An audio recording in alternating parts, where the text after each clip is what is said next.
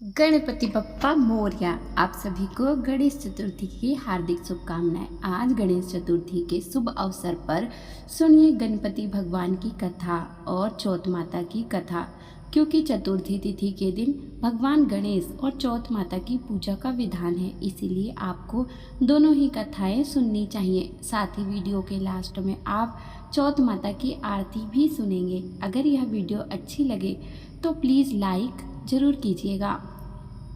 पौराणिक कथा के अनुसार एक समय की बात है, एक गांव में एक भाई बहन रहा करते थे।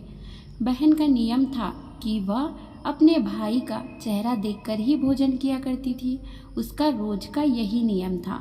जब तक वह अपने भाई का चेहरा न देखे तब तक वह भोजन नहीं करती थी। इस तरह समय बीतता रहा और उस लड़की का विवाह हो गया। अब भी वह हर रोज़ सुबह उठकर जल्दी जल्दी अपने घर का काम समाप्त करके अपने भाई का मुंह देखने के लिए उसके घर जाया करती थी। एक दिन रास्ते में जब वह जा रही थी तो पीपल के पेड़ के पीछे उसने गणेश भगवान की एक मूर्ति देखी। तब उसने गणेश भगवान की मूर्ति के सामने हाथ जोड़कर कहा कि हे गणपति महाराज, मेरे जैसा अमर सुहाग और मेरे जैसा अमर पीहर सबको दीजिए।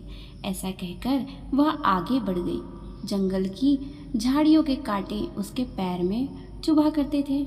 अब उसका हर रोज का नियम था कि वह पीपल के पेड़ के नीचे स्थापित मूर्ति के आगे हाथ जोड़कर ही आगे बढ़ा करती थी। रास्ते में झाड़ी कांटों उसके पैरों में चुभते थे तो उसके पाँव में खून निकलने लगता था।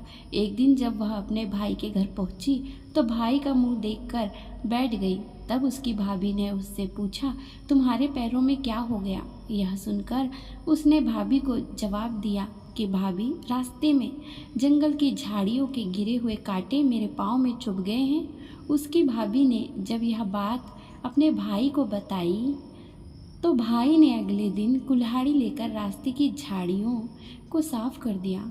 इस तरह से सभी कांटे साफ हो गए। भाई ने कांटों के साथ साथ पीपल के पत्तों के नीचे रखी मूर्ति को भी वहां से हटा दिया, जिसकी वजह से गणेश भगवान क्रोधित हो गए और इस प्रकार उन्होंने क्रोधित होकर उसके भाई के प्राण हर लिए। उधर लोग जब उसके भाई को अंतिम संस्कार के लिए ले जाने लगे तब उसकी भाभी रोते हुए लोगों से कहने लगी कि आप लोग थोड़ी देर रुक जाओ, मेरे पति की बहन आने वाली है और वह अपने भाई का मुंह देखे बिना नहीं रह सकती, उसका यही नियम है। तब लोगों ने कहा, आज तो देख लेगी पर कल कैसे दिखेगी? रोज की तरह उधर जब बहन अपने भाई का मुंह देखने के लिए जंगल में निकली तब उसने देखा रास्तों में झाड़ियां और कांटों को हटाकर साफ कर दिया गया है। और जब वह हाथ जोड़ने के लिए पीपल के पेड़ के नीचे पहुंची तो उसने देखा कि वहां पर गणेश भगवान की मूर्ति भी नहीं थी। उसे थोड़ी दूर पर गणेश भगवान की मूर्ति पड़ी हुई दिखाई दी। तब उसने मूर्ति को उठाकर साफ करके उसे फिर से उसी जगह पर रख दिया और हाथ जोड़कर कहने लगी कि हे गणपति भगवान, मेरे जैसे अमर सुहाग और मेरे जैसा अमर पीहर सबको देना। और इस प्रकार ऐसा कहकर वह लड़की आगे निकल गई।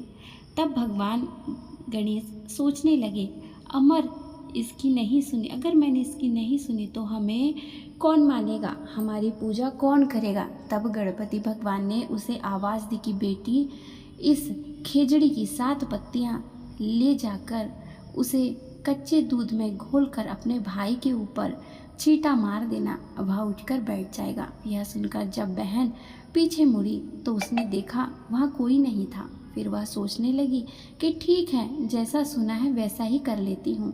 और इस तरह वह 7 खिचड़ी की पत्तियाँ लेकर अपने भाई के घर पहुँची। उसने देखा वहाँ कई लोग बैठे हुए हैं। भाभी बैठी रो रही है और उसका भाई उन सब के बीच मूर्छित अवस्था में लेटा हुआ था।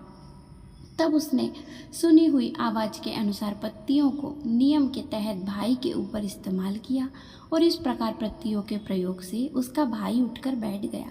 तब भाई बहन से बोला, मुझे बहुत ही गहरी नींद आ गई थी। तब उसकी बहन बोली, ऐसी नींद किसी दुश्मन को भी ना आए। और फिर उसने रास्ते की सारी बात अपने भाई को बता दी। तब से दोनों भाई बहन और लड़की की भाभी भी मिलकर गणेश भगवान के व्रत पूजा करने लगे और उनका व्रत भी करने लगे। हे गणेश भगवान, जैसे आपने उस बहन की विपत्ति दूर की, वैसे ही सबकी विपत्ति दूर करना, और जो भी इस कथा को सुने उन सबके संकट दूर करना। अब सुनिए चौथ माता की कथा। प्राचीन कथा के अनुसार एक बार एक सेठ सेठानी थे। उनके एक बेटे और बहू भी थे। बहू सबको भोजन कराकर फिर स्वयं भोजन किया करती थी। उनकी एक पड़ोसन ऐसी भी थी जो रोज बहू से पूछती कि बहू आज क्या बनाया खाया है। बहू कहती ठंडो बासी। एक दिन उसके पति ने ऐसा सुनकर विचार किया कि आज तो पकवान बनाए जाए, फिर देखे मेरी पत्नी क्या कहती है। उसने तरह तरह के पकवान बनवाए और घर के सभी लोगों ने एक साथ बैठकर भोजन किया। आज भी पड़ोसन ने पूछा तो बहू ने वही कहा, ठंडो बासी। सेठ के लड़के ने सोचा, हो ना हो कोई बात जरूर है जिस कारण मेरी पत्नी ऐसा करती है।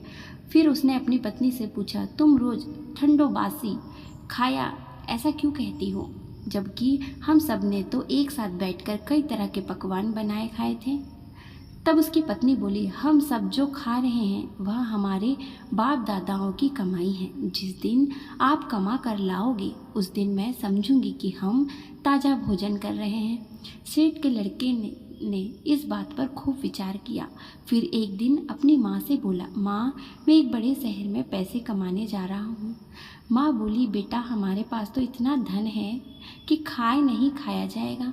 माँ ने मना करने पर बेटे ने खुद कमाने का निश्चय कर लिया और जाते समय अपनी पत्नी से बोला कि मैं जब तक कमा कर बहुत सारा धन लेकर वापस न लौट आऊं, तुम चूल्हे की आग मत बूझने देना। और फिर एक दिन चूल्हे की आग बुझ गई। तब वह मनी मन घबराने लगी, कहीं मेरे पति का पर कोई संकट तो नहीं आ पड़ा। जल्द से पड़ोस में से आग लाकर चूल्हे में रख दूं। ऐसा सोचकर वह पड़ोस में गई। वहाँ पड़ोसन चौथ माता का व्रत पूजन कर रही थी। पड़ोसन ने कहा, बहन थोड़ी देर में आकर जाना। बहू ने पड़ोसन से पूछा कि आप यह व्रत क्यों करती हो, क्यों, इससे क्या मिलता है। पड़ोसन बोली, चौथ माता के इस व्रत को करने से अनंत लक्ष्मी मिले और अपनी मनोकामना भी पूरी होती है। अब बहू भी चौथ माता का व्रत करने लगी। दीवार पर चौथ माता बनाई और उस दिन घी गुड़ का चूरमा बनाकर रात को चंद्रमा को अर्घ्य देकर भोजन करती। ऐसा करते करते उसे बहुत दिन बीत गए। उधर चौथ ने बहू के पति को सपने में दर्शन दिए कि साहूकार के बेटे तू जाग रहा है कि सो रहा है, तेरी पत्नी तुझे बहुत याद कर रही है, जा घर जा और इसकी चिंता मिटा। तो दुकान खोलकर कुकू केसर का पगलिया बनाकर बैठ जाना और तेरा सारा हिसाब किताब चुकता हो जाएगा। अब तो चौथ माता ने जैसा कहा था वैसे ही हुआ। उसने घर जाने की तैयारी की और गाड़ी भरकर धन दौलत लेकर चल पड़ा। रास्ते में एक बड़ा सा काला नाग फन फैलाए बैठ गया और बोला, आज तो मैं तुझे डस लूँगा, छोड़ूंगा नहीं, तेरी उम्र पूरी हो गई है। सेठ का लड़का बोला, आज चौथ माता ने मुझे सपना दिया तो मैं अपनी पत्नी से मिलने घर जा रहा हूँ। वहाँ मेरी पत्नी मेरा इंतज़ार कर रही होगी, बहुत चिंता कर रही होगी।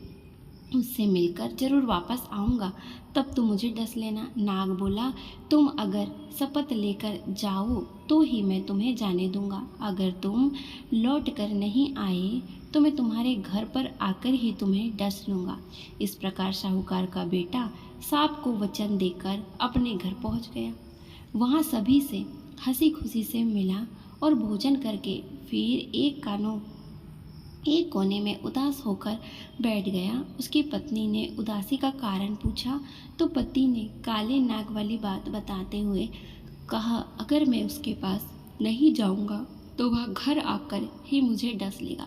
पत्नी बहुत चतुर थी, बोली, आप घबराओ नहीं, लेट जाओ, मैं एक उपाय करती हूँ। पत्नी ने कमरे की 7 पीढ़ी धोई। पहली पीढ़ी पर रेत, दूसरी पर इत्र, तीसरी पर गुलाल फूल, चौथी पर कुकू केसर, पांचवी पर लड्डू पेड़ा, छठी पर गादी गलीच और 7वीं पीढ़ी पर दूध से भरकर कटोरा रख दिया। इस प्रकार वह 7 ही पेड़ी सजाकर बैठ गई। आधी रात होते ही वह नाग आकर पेड़ी चढ़ने लगा। पहली पेड़ी पर रेत में लौट गया और कहने लगा, सेठ की बहू ने आराम तो बहुत दिया, लेकिन क्या करूं, वचन से बंधा हूँ।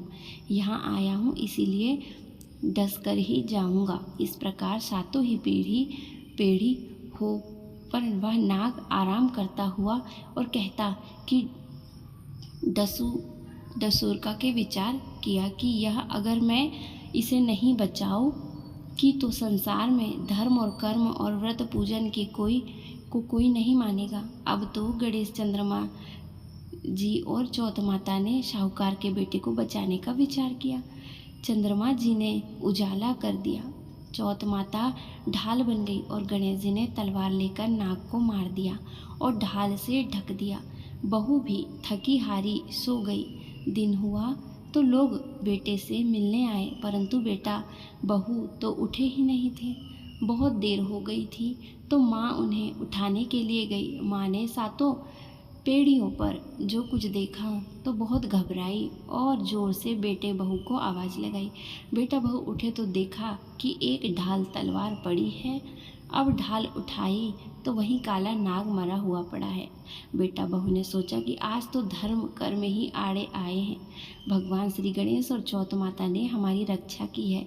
हे चौथ माता, आपने जैसे सेठ के बेटे बहू की रक्षा की, वैसे सबकी रक्षा करना। प्रेम से बोलिए चौथ माता की